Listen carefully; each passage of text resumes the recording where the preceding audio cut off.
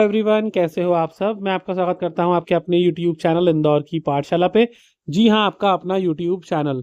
और हम लेकर आ गए हैं फर्स्ट ईयर वाले बच्चों के लिए वोकेशनल कोर्स हॉर्टिकल्चर के टॉप 12 मोस्ट इंपॉर्टेंट क्वेश्चंस, जो हिंदी और इंग्लिश दोनों मीडियम वाले बच्चों के लिए है।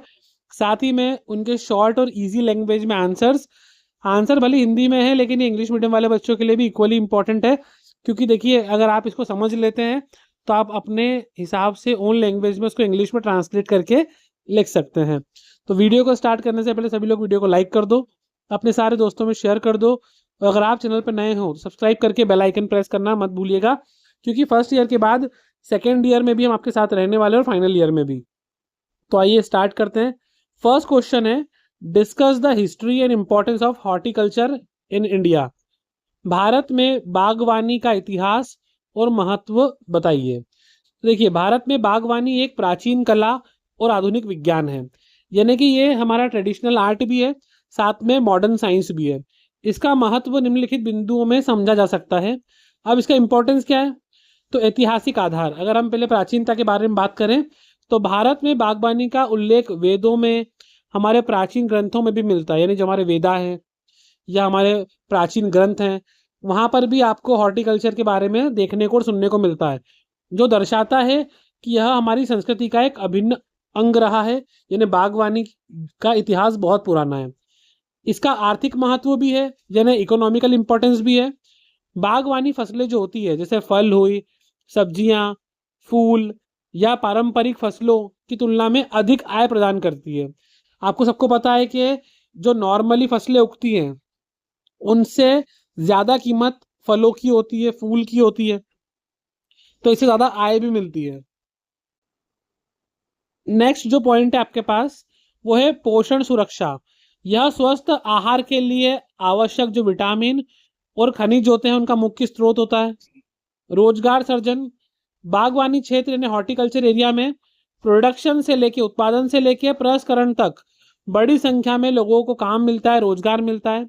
निर्यात क्षमता, जो इंडिया का हॉर्टिकल्चर सिस्टम है यानी बागवानी है, ये इसका जो उत्पाद है वो वैश्विक बाजार में अपनी गुणवत्ता के लिए मांग में है। क्योंकि हमारे यहाँ कुछ ऐसे फसल उगती है, जिनको ऐसे फल उगते हैं जिनकी गुणवत्ता यानी क्वालिटी बहुत अच्छी होती है और जिसकी देश विदेशों में मांग होती है।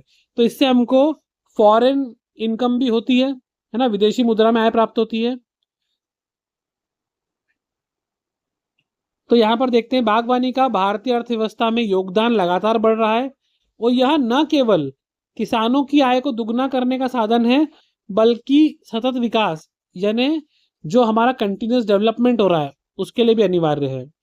वैज्ञानिक पद्धति को अगर हम यूज करते हैं ना, साइंटिफिक मेथड को आप यूज करते हो, तो इसका प्रोडक्शन हम और बढ़ा सकते हैं, सुधार सकते हैं, और भविष्य में यह कृषि का एक मुख्य आधार बनेगा। हॉर्टिकल्चर आगे चल के भी बहुत ज्यादा डेवलप्ड होने वाला है। सेकेंड क्वेश्चन है, explain the classification of the ornamental plants with example. सजावटी पौधों का वर्गीकरण उदाहरण सहित समझाइए। आपको बताना है कि कुछ ऐसे भी पौधे होते हैं जो सजावट करने में काम आते हैं, तो उनका वर्गीकरण यानी किस टाइप के होते हैं समझाना है। सजावटी पौधों को उनके उपयोग और स्वभाव के आधार पर हम डिस्क्राइब कर सकते हैं। पहला है एक वर्षीय पौधे, एन्युअल्स। ये पौधे एक मौसम में अपना जीवन चक्र पूरा करते हैं, जैसे गेंदा और पेट्यूनिया। शाकीय पौधे, अब इनका क्या होता है, इनका तना नरम होता है और ये बगीचे की शोभा बढ़ाते हैं, है ना।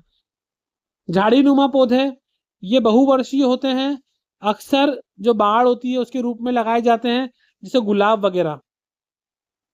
इसके बाद है इसमें आरोही या बेलें यानी क्लिम्बर्स या क्रीपर्स। तो ये दीवार के सहारे ऊपर चढ़ते हैं, आपने देखा होगा। इनको मतलब चढ़ने के लिए सपोर्ट देना पड़ता है। ये मनी प्लांट वगैरह किस टाइप के होते हैं। इंडोर पौधे, ये कम रोशनी में भी जीवित रहते हैं, इनको घर के अंदर अपन रखते हैं, जैसे स्नेक प्लांट वगैरह। इनको बहुत ज़्यादा लाइट वगैरह, सनलाइट की रिक्वायरमेंट नहीं होती ग्रो करने के लिए। तो वर्गीकरण से पौधों की सही देखभाल, उनको लगाने का स्थान और रख रखाव को हम समझ सकते हैं। सही वातावरण में अगर सही पौधे लगाओ तो स्वस्थ भी होते हैं और उनका डेवलपमेंट और वृद्धि भी अच्छी होती है। क्वेश्चन थर्ड है, what are the commercial production technique of rose. गुलाब की व्यवसायिक उत्पादन तकनीकें क्या क्या है। इंपॉर्टेंट क्वेश्चन है ये। तो जो गुलाब की खेती होती है ये व्यावसायिक रूप से बहुत लाभदायक होती है।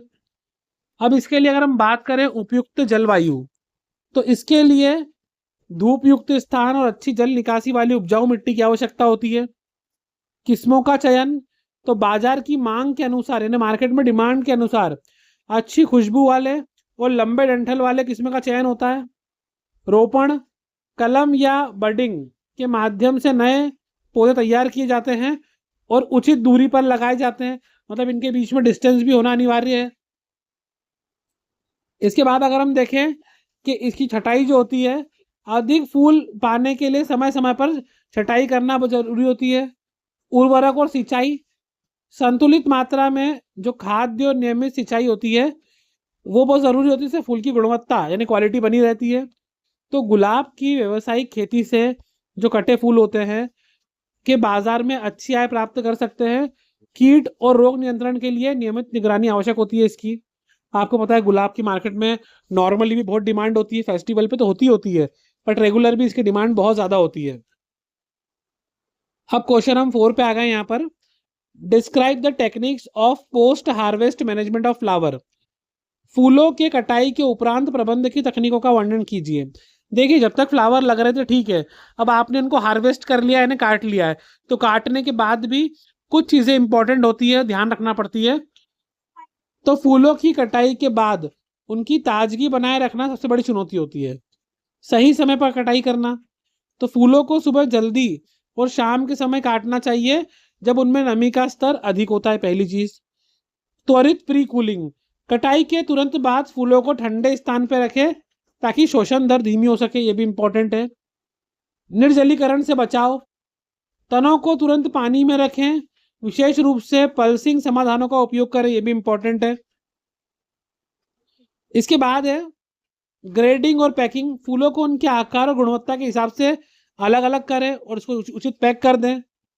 कोल्ड चेन, जब आप उसको ट्रांसपोर्ट करते हो तो उचित तापमान बनाए रखना जरूरी है ताकि फूल लंबे समय तक चले। तो इन तकनीकों से फूलों का वाइसे लाइफ बढ़ता है या वेस्ट लाइफ बढ़ता है और बाजार में उनका बेहतर मूल्य मिलता है। ठीक है, ये भी ध्यान रखना पड़ता है काटने के बाद के फूलों को किस तरीके से मैनेज करना है। नेक्स्ट है what is protected cultivation, explain the role of greenhouse. संरक्षित खेती क्या है और ग्रीन हाउस की भूमिका को समझाना है आपको। तो यहाँ पे अपन इसको देख लेते हैं। संरक्षित खेती वह तकनीक है जिसमें पौधों को प्रतिकूल बाहरी मौसम से बचाने के लिए एक नियंत्रित वातावरण देते हैं हम, ताकि वो बाहर के वातावरण से बचे। तो वातावरण नियंत्रण ग्रीन हाउस तापमान हो गया, आर्द्रता हो गया या प्रकाश को नियंत्रित करने में हेल्प करता है। बेमौसमी उत्पादन, इसके माध्यम से हम साल भर में किसी भी मौसम में फसल ले सकते हैं। कीटों से सुरक्षा, बाहरी कीड़े या बीमारियां उसके प्रवेश को रोकता है। ये कौन? प्रोटेक्टेड कल्टीवेशन, जिससे कीटनाशकों का प्रयोग कम करना पड़ता है। उच्च गुणवत्ता या हाई क्वालिटी के होते हैं सॉरी, क्योंकि इसको अपन नियंत्रण निगरानी में रखते हैं तो इसके उत्पादन का आकार और रंग अधिक आकर्षक होता है। नेक्स्ट है जल दक्षता, ड्रीप सिंचाई प्रणाली से यह पानी के अपव्यय को न्यूनतम करता है। तो संरक्षित खेती आधुनिक बागवानी की नींव है जो कम जमीन पर अधिक उत्पादन करने में सुनिश्चित करती है। तो वो इंपॉर्टेंट पॉइंट हो गया ये। अगला है explain the method of establishing and managing the lawn. Lawn यानी घास का मैदान लगाने और प्रबंध करने के तरीके समझाना है आपको। आप देखते हो आजकल बहुत कॉमन हो गया, लॉन बनाते हैं बहुत सारे लोग, बहुत सुंदर लगता है ये। अक्सर रेस्टोरेंट में, कैफेज में आजकल इन जगहों पे, और बहुत से लोग घर में भी अपने जो गार्डनिंग करते हैं वो लॉन बनाते हैं। तो एक सुंदर लॉन घर या बगीचे की सुंदरता बढ़ाता है। भूमि की तैयारी, मिट्टी को अच्छी तरह समतल करना पड़ता है और खरपतवार निकाल देते हैं। घास का चयन, आप जलवायु और छाया के अनुसार सही घास लगाना बहुत जरूरी है, जैसे बरमूडा घास। रोपण, बीज छिड़काव या घास के टुकड़े को लगाकर लॉन तैयार कर सकते हैं।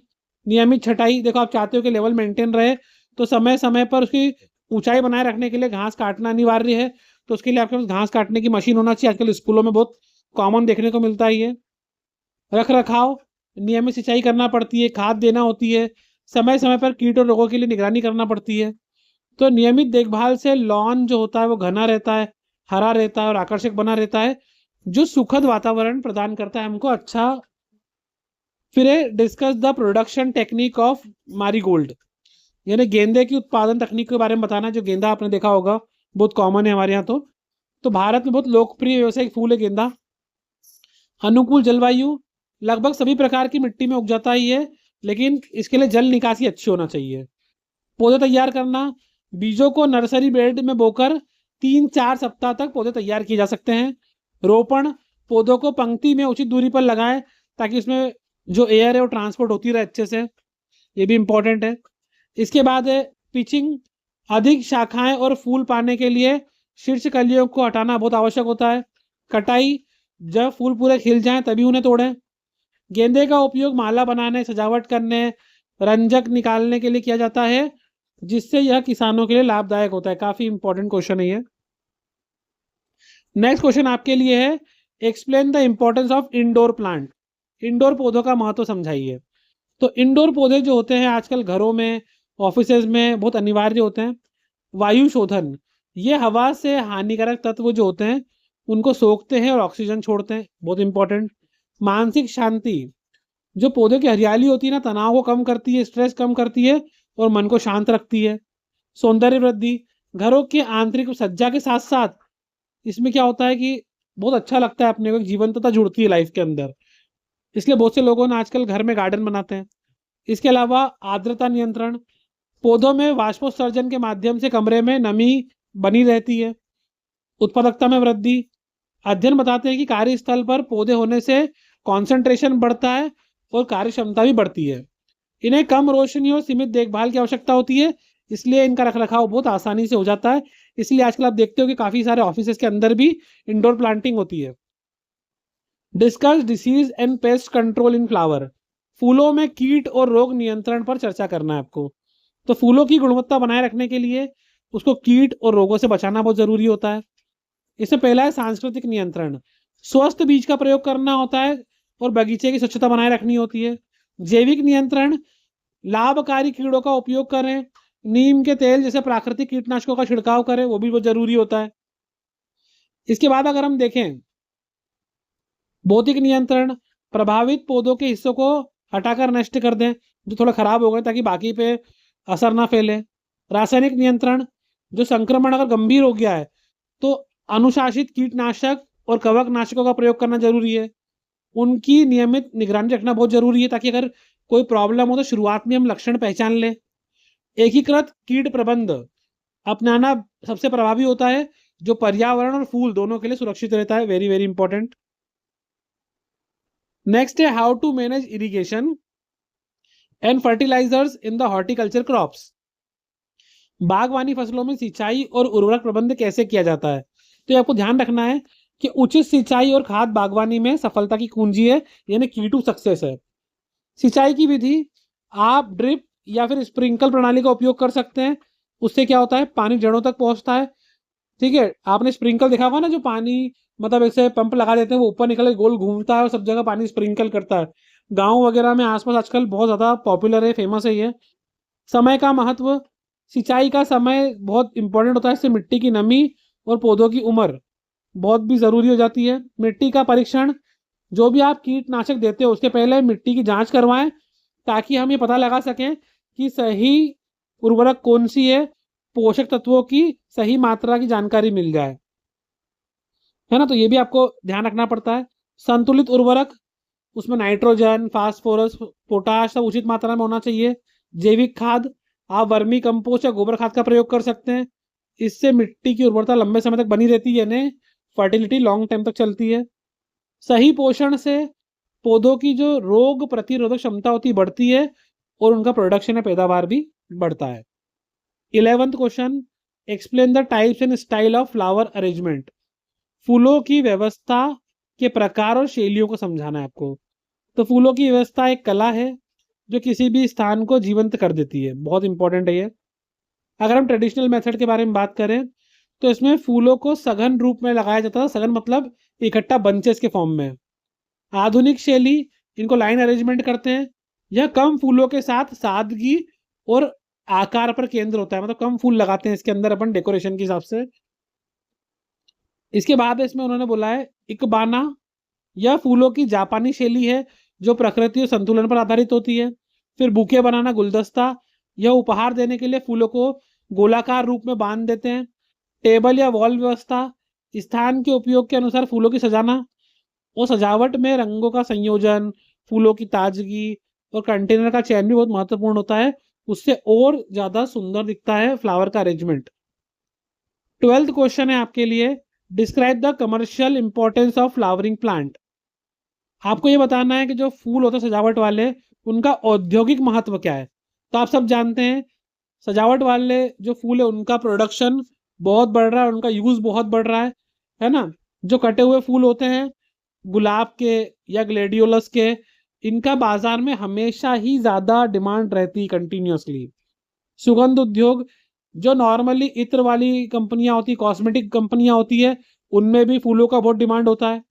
औद्योगिक, बहुत सारे पौधे ऐसे होते हैं जिनमें औषधीय गुण भी होते हैं, तो दवा बनाने में भी उनका उपयोग होता है, आप देखते हैं।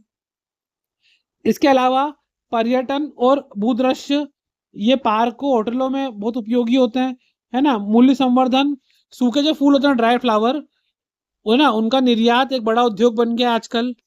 तो बागवानी का यह क्षेत्र स्वरोजगार एक का बड़ा अवसर देता है और कम जगह में अधिक मुनाफा देता है, ये भी काफी इंपॉर्टेंट हो गया है। तो गाइज ये थे top 12 most important question. I hope video आपको अच्छा लगा होगा। अच्छा लगा तो लाइक कर दो, अपने सारे दोस्तों में शेयर कर दो और सब्सक्राइब करके बेल आइकन दबाना मत भूलना। All the very best.